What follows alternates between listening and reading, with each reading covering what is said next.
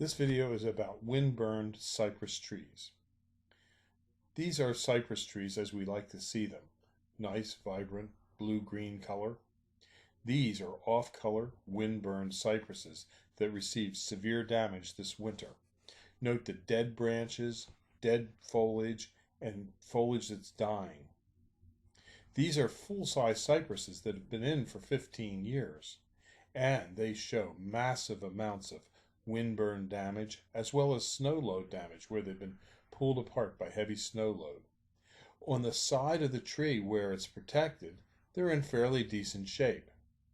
But on the windward side where the wind beats against the tree, you can see how the tree became desiccated in different areas.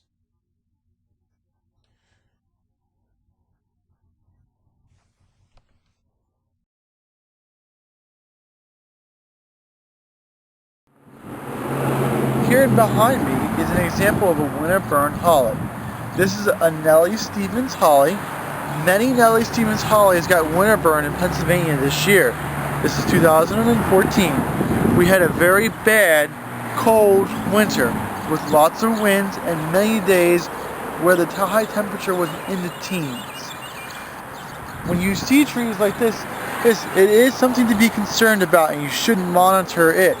There is a couple things you can do. The first thing to do is a lot of people like to take off the dead leaves.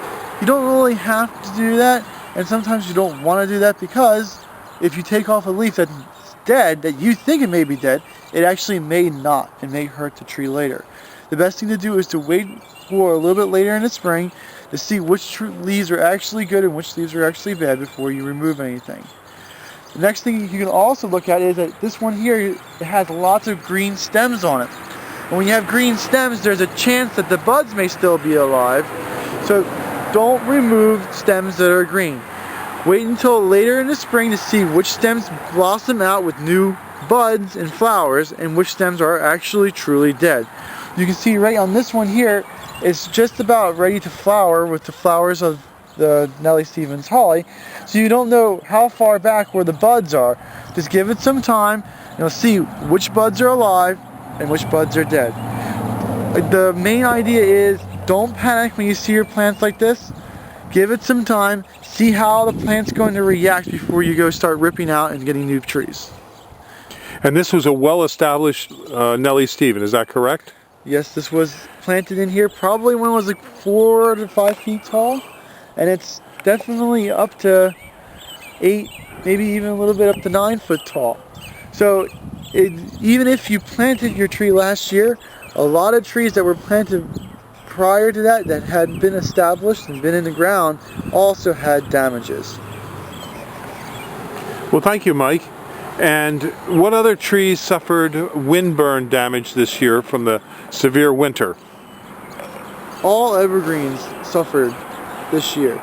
It doesn't matter whether it was a spruce, a pine, a holly, a skip laurel, yew, they all got hurt with this really bad wet winter.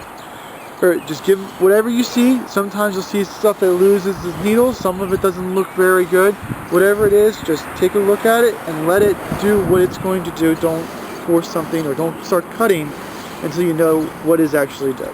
Okay, thank you very much. If you have any questions, you can call Michael at 267-446-2376. All right, very good.